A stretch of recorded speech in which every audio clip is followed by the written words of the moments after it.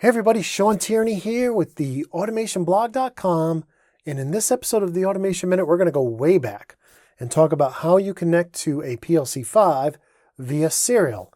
Now, before we even get started, let me point out here that the 515, 525, 510, and 512 all have a 9-pin D shell that is not a serial port.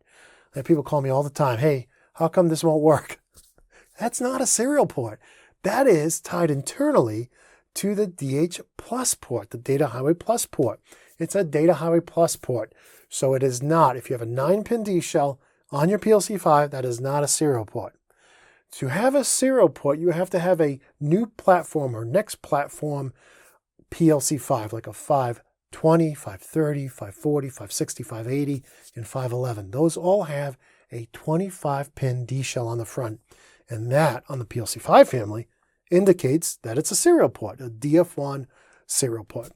So with that said, what cable do we need? Well, I'll put the Allen Bradley cable on the screen, but if you don't have that, you can make your own. It's just a 9-pin female, typically, to 25-pin male.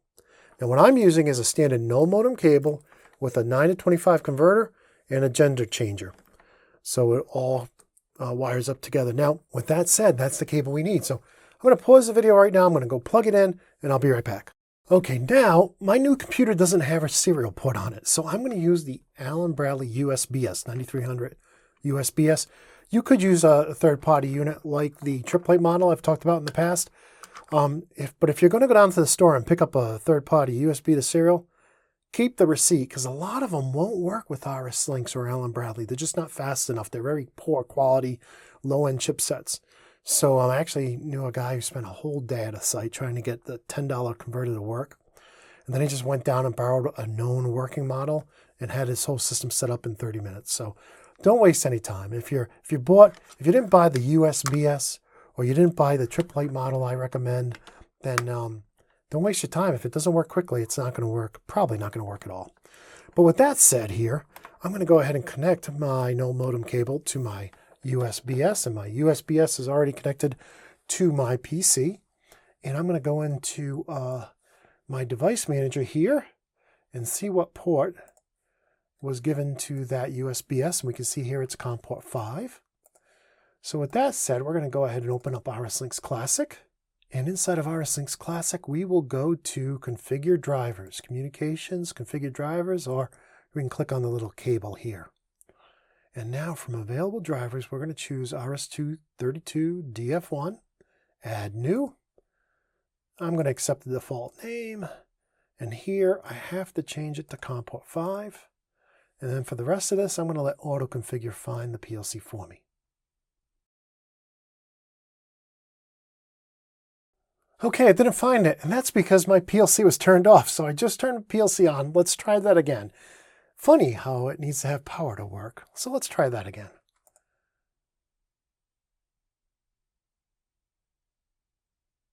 There it goes. So the PLC is at the default settings of 2400 BCC. We'll click on OK here. Close. We'll double click on our new driver. And there it is. Our 520 shows up in our RS2. Now, at this point, I probably should point out that there is no free version of RS Logix 5. There never has been. You can get a 30-day temporary license from your local Rockwell distributor, but typically 30 days is not enough to warrant going out and buying a bunch of used PLC-5 equipment to play with at home. So keep that in mind. You'll need a licensed copy of RS Logix 5 to be able to do what I'm doing here. All right, so let's go ahead and do File New. I'm going to choose a 520. There she is. It's an enhanced, not original.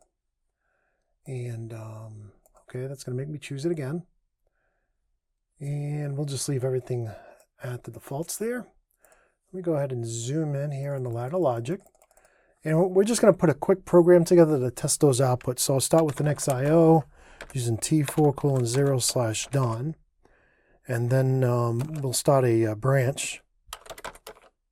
And we'll put in a TON with T4:0. For the timer, we'll use a 1-second time base, a preset of 10,000, and an accumulator 0. For our next branch, we'll put a move in here. And this is where we want to move the timer's accumulate value out to the outputs. And that's going to be O colon, let's see here, rack 0, group 3. And we'll just leave it at that. And then we'll end the branch. And there we go. Press enter, and there's our program. Now, let's go ahead and verify the project and see if everything works. And that's great. And unlike the SLC 500, I don't have to do any I/O configuration. The backplane's not as smart on the PLC-5. So it doesn't mean you wouldn't want to do that, but it's not required.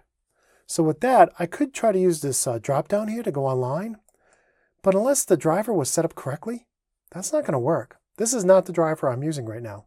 So if I try to use this drop down to go online or download, it's going to fail. It's going to time out. And being from the Northeast, it's going to take so long, I'm going to get irritated. So waiting for that thing to time out. So don't use that. Use comms, system comms. And that lets you browse through RS links to find your PLC. And here's my 520. So I'll select it and I'll click on download. And then in mere moments, remember it's at 2400 baud. So this is not going to be fast. So it says you're downloading untitled a PLC 520 Series A Rev B to a PLC 520 Series C Rev E and set for this driver. Do you want to do it? Saying, hey, I'm going to have to change the processor, type the match. Do you really want to do this? Yes, I do. We're on the bench. We don't have to worry. Saying, hey, your current driver for your program is TCP1. Do you want to change it to DF1? Yeah. Let's save that with my project. Here is where it's going to change the processor. And now it's going to start downloading at 2400 baud. Not lightning speed. But in just a moment here, it'll complete.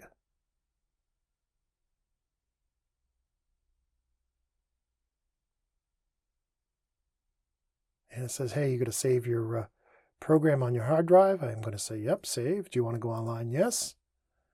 Let's go ahead and put this puppy in run mode. Yes. Okay, our timer is timing.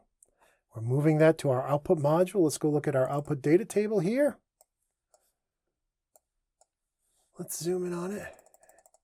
We should see rack 0, group 3. We get some bits changing. Now, it's kind of hard to see on the PLC itself because those little LEDs are so light on, so small.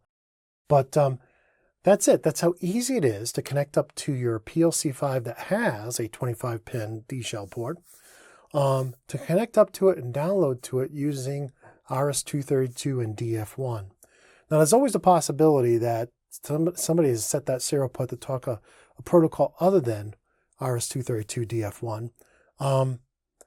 But in our case, and in most cases, it's going to be default to that. If it's not, then you won't be able to do this, use this procedure. You'll have to, depending on what it's set for, you'll have to use some other driver. But with that, that's the end of this episode of the Automation Minute. If you want to learn about PLCs, not necessarily the PLC-5 because it's a little complicated, but if you want to learn about the micrologics and in turn, gain a lot of knowledge about the SLC 500, check out my course, PLC Basics. And if you want to learn about the new stuff like control logics, then check out my course, PAC Basics. And if you'd like to see more free videos like this added to YouTube, then why not support the show? You can support the Automation Blog, the Automation Minute, the Automation Podcast, and the Automation Forums for as little as $3 a month. And with your support, you'll get $10 of free downloads every month, including up to 5 episodes of the Automation Minute.